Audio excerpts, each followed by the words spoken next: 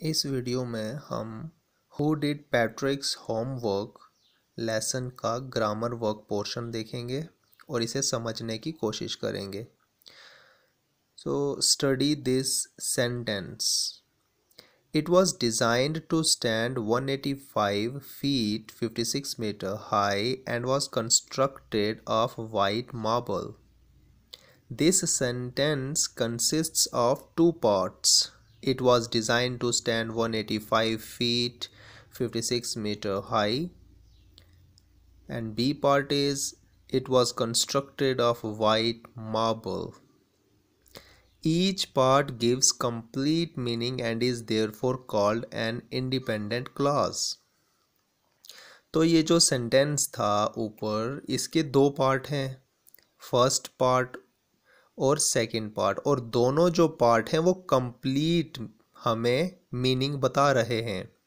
जैसे it was design to stand 185 feet high, इसका ये मीनिंग हो गया कि इसको ऐसा डिज़ाइन किया गया था कि ये 185 फीट हाई था, खड़ा था। और सेकंड पार्ट था it was constructed of white marble, इसको बनाया गया था वाइट मार्बल से। तो दोनों ही सेंटेंसेस जो हैं ये हमें कंप्लीट मीनिंग देते हैं।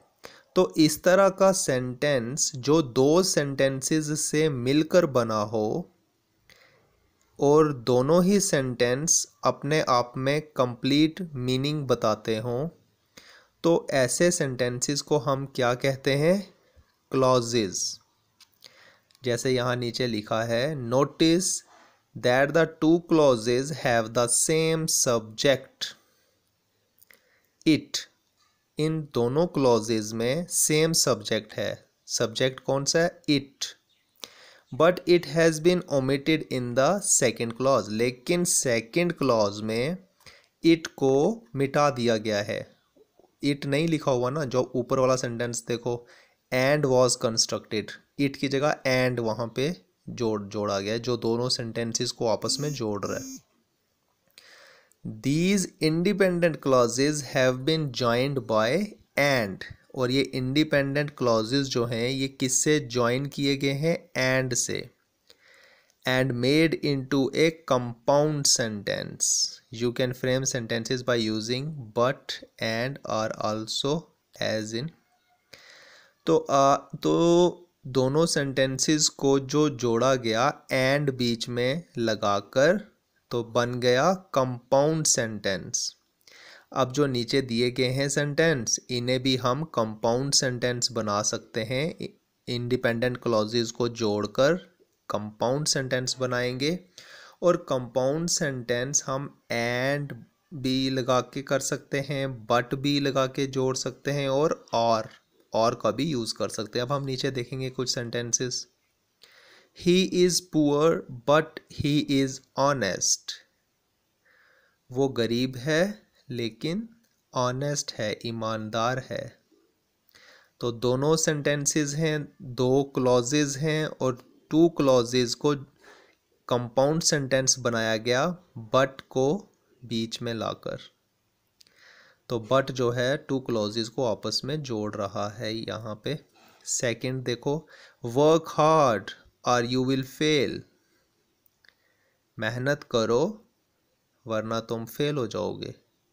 तो यहाँ पे ओ और का यूज़ किया गया टू क्लॉजेज को, इंडिपेंडेंट क्लॉजेज को कंपाउंड सेंटेंस बनाने में। तो इस तरह से नीचे वाले सेंटेंसेस भी दिए गए हैं। अब इन्हें भी देखते हैं। जैसे फर्स्ट सेंटेंस है, Lata is a singer, she is very smart. तो यहाँ पे हम क्या लगाएंगे? Lata is a singer and she is very smart. Mahmood is from Jammu. Mahmood is from Jammu. But Rafiq is from Kashmir. तो यहाँ पे भी हमने but का यूज़ किया और आपस में इनको जोड़ दिया। He is from the city. But he is very simple. वो सिटी से है लेकिन बहुत सिंपल है। Jitendra is an actor but his wife doesn't work. Jitendra एक एक्टर है लेकिन उसकी वाइफ कोई काम नहीं करती। तो यहाँ पे बट का हमने यूज़ किया। बी क्वाइट और you will be thrown out. खामोश हो जाओ वरना तुम्हें बाहर फेंक दिया जाएगा। तो यहाँ पे हमने और का यूज़ किया। I stayed at home and I watched television. मैं घर पे ही रुका रहा और मैंने टेलीविज़न देखा। तो यहाँ पे हमने एंड का यूज़ किया कंपाउंड सेंटेंस बनाने में। I bought a book but I didn't read it. मैंने एक बुक खरीदी लेकिन पढ़ी नहीं। तो यहाँ पे हमने बट लगाया, बट लगा के हमने कंपाउंड सेंटेंस बना दिया। तो इस तरह से हम कंपाउंड सेंटेंसेस बनाते हैं। तो बट, एंड और आर का यूज़ करके इस तरह से। अब जैसे नीचे है चूज़ द करेक्ट वर्ड। अब ये कुछ प्लूरल्स हैं तो इनके साथ अब हम कौन सा हेल्पिंग वर्ब यूज़ करेंगे वो यहाँ पे हम देखते हैं। जैसे कि एप्पल, एप्पल इज़ और are grown everywhere in Kashmir. तो एप्पल्स जो है, एप्पल्स प्लूरल है तो इसके साथ क्या यूज़ होगा, are grown everywhere in Kashmir. Second है bananas aren't isn't grown in Kashmir. तो बनानाज प्लूरल है तो इसके साथ आरंट यूज़ होगा, ग्रोन इन कश्मीर। उसके बाद देखो my hand dash is are cold. तो यहाँ पे हम क्या यूज़ करेंगे, हैंड जो है वो सिंगुलर है तो यहाँ पे इज़ का यूज़ करेंगे, is cold, my hand is cold. उसके बाद नेक्स्ट देखो who is are those man. तो हु जो है ये सिंगुलर है तो हम हु क्या क्या क्या यूज़ करेंगे, लेकिन आगे दोज लिखा है और मैन जो है वो प्लूरल है तो who are those man, who are those man. क्योंकि अगर होता मैन और दोज की जगह दैट होता तो हम यूज़ करते who is that man, but आगे लिखा है दोज मैन। दोज जो है वो भी प्लूरल है, मैन जो है वो भी प्लूरल है। दोज प्लूरल के लिए यूज़ होता है तो फिर हमने आर यहाँ पे यूज़ किया, हु आर दोज मैन। उसके बाद नेक्स्ट देखो your jeans dash dirty.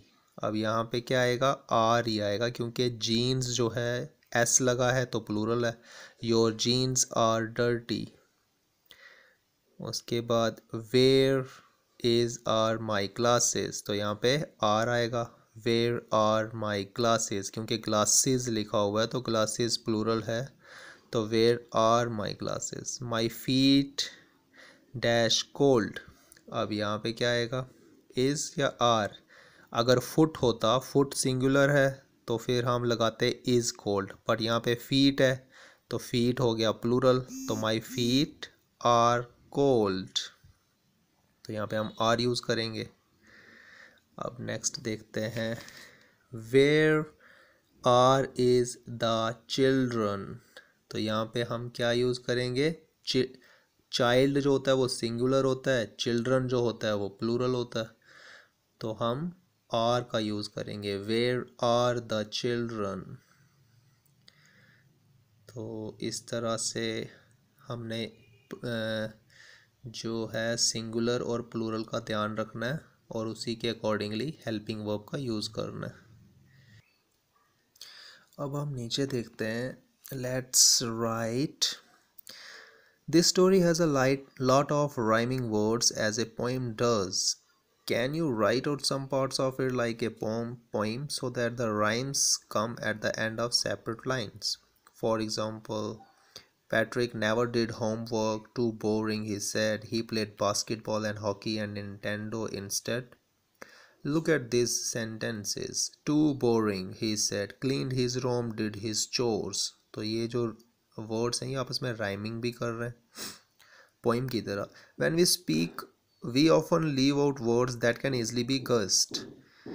So, we do not do this when we write unless we are trying to write as we speak, as in the story. तो जब हम बात करते हैं तो हम कुछ वर्ड्स को ईज़िली हम क्या करते हैं, छोड़ देते हैं, लीव आउट कर देते हैं, जो कि आसानी से गैस किए जा सकते हैं. तो लेकिन जब हम लिखते हैं तब हम ऐसा नहीं करते, जैसा कि स्टोरी में भी हुआ है. जैसे कि यहाँ पे हम नीचे वाला सेंटेंस देखते हैं. One day he found his cat playing with a little doll. To his surprise it wasn't a doll at all. Save me, don't give me back to that cat. I will grant you a wish. I promise you that. As a matter of fact, elf was a nag. देखो यहाँ बीच में word को छोड़ दिया गया. As a matter of fact, elf was a nag. Patrick was walking dash, was it a drag. तो यहाँ पे क्या आएगा, पैट्रिक वॉज वॉकिंग.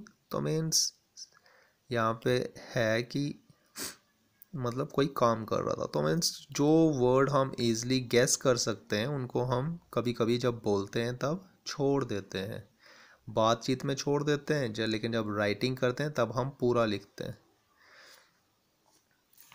हम नेक्स्ट देखते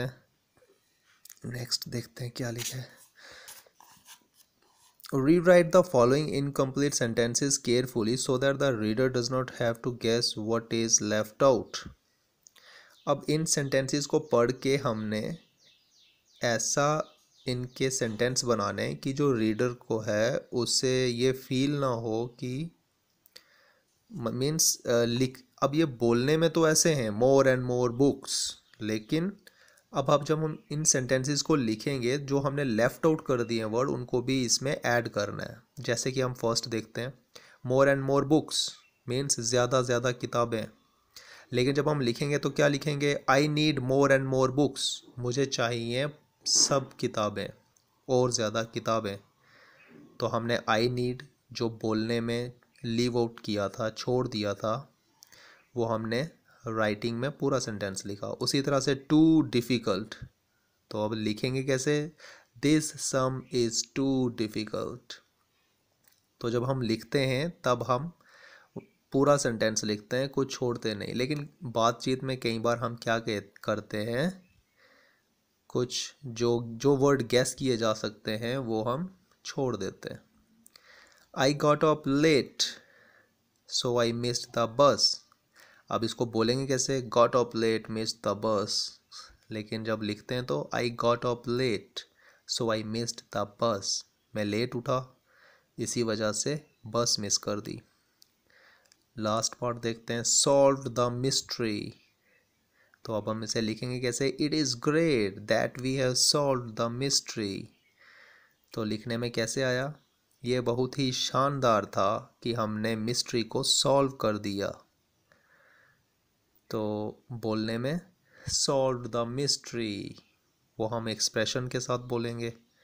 तो मीन्स बोलने में हम गेस्ड वर्ड्स को लेफ़्ट आउट कर देते हैं, बट लिखने में हम कंप्लीट सेंटेंसेस का यूज़ करते हैं. उसके बाद एक लास्ट वाला ये पार्ट देखते हैं, what is a palindrome. Palindrome क्या होता है, ये इम्पोर्टेंट और इंटरेस्टिंग पार्ट है. It is a word and phrase that reads the same backward as forward. For example, madam or mom. Refer and level are examples of palindrome. तो ये ऐसे word होते हैं जिनके स्पेलिंग आप सीधे पढ़ो या उल्टे पढ़ो तो वो सेम ही पढ़े जाते हैं. जैसे कि मैडम MADAM, अब इसे उल्टा पढ़ो MADAM, तो मैडम इज़ मैडम. इसी तरह से मॉम MOM मॉम. उसी तरह से refer REFER and level LEVEL. तो बैकवर्ड और फॉरवर्ड उनके स्पेलिंग सेम ही रहते हैं, तो ऐसे वर्ड्स को हम कहते हैं पैलिंड्रोम।